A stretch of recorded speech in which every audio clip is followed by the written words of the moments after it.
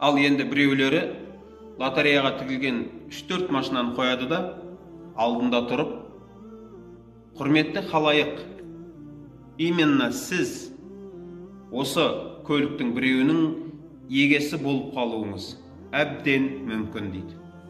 Келіп алып кетіңіз дейді. Бірақ сатылып жатқан билет не 8.000, не 10.000.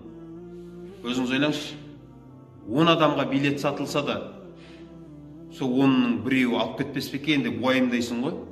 Ал 8.000-ға бір шанс дегенше, үмітіңді өз деген сөз емес па? Бұл кісілер осыны айту керек еді. Бірақ біліп алыңыз, билет 8.000, 8.000-ға шанс біреу деп айту керек еді. Сол адамдарға Алла Тағала қияметтің күнінде айтса да, 8.000 билет сатылады, біреуі ғана жәннатқа кіреді. 7.999-ы тозаққа түседі десе, бағымды сынап көрейін деп ойнайтын ба едіңіз?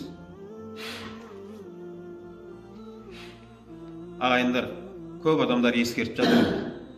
Алланың азабы келмей тұрғанда бұл нәрсені тоқтату керек. Қарапайым халықтың ақшасын алып жатырмыз ғой. Сол ойнап жатқан сол әйтеуір машиналы болып қалам бекенде беріп жатқанның ба, сол қарапайым халық қой сол. Не қыламыз олардың ақшасын? Жағдайым шілей ондай төмен емес еді ғой. Қарасаңыз, менің үнтаспамды небәрі 10.000 теңгеге алады деп. Шындап келген кезде сізді сондай үнтаспа басатын дәрежеге жеткізген осы халық емес па? Біздің дәрежемізді көтеріп отырған халық болмаса біз кімбіз? Ешкім емеспіз ғой.